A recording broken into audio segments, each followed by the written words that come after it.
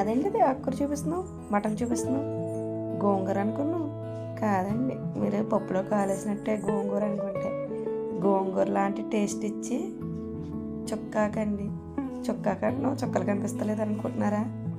చుక్కా కంటే పుల్ల పుల్లగా సేమ్ గోంగూర టేస్ట్నే ఇస్తుందండి. మనం గోంగూర తినాలనుకున్నప్పుడల్లా గోంగూర దొరకదు కాబట్టి ఈ చుక్క ఒక్కటి ఉంటే ఇంకా మటన్ తెచ్చేసుకుని చుక్కాకు మటన్ కూర వండుకొని ఈ మటన్ చుక్కాకు వండుకొని తిన్నారంటే మళ్ళీ ఇంకా గోంగూర మటన్ వండాలనే ఉండదండి. అంత బాగుంటుంది చుక్కాకు మటన్ కూర. తినాలంటే వెంటనే మటన్ తెచ్చేసుకొని వండేసుకోండి. మరి ఫుల్ వీడియో కూడా చేశానండి, మీకు చిన్న వీడియోలో అయితే అర్థం కాదని. ఒక్కసారి ట్రై చేశారంటే మళ్ళీ మళ్ళీ చుక్కాకు మటన్ తినాలంటారు. అంత టేస్ట్గా ఉంటుంది. ఒక్కసారి ట్రై చేసి చూడండి. ఫుల్ వీడియో కావాలంటే వీడియోలోకి వెళ్ళి చూడండి.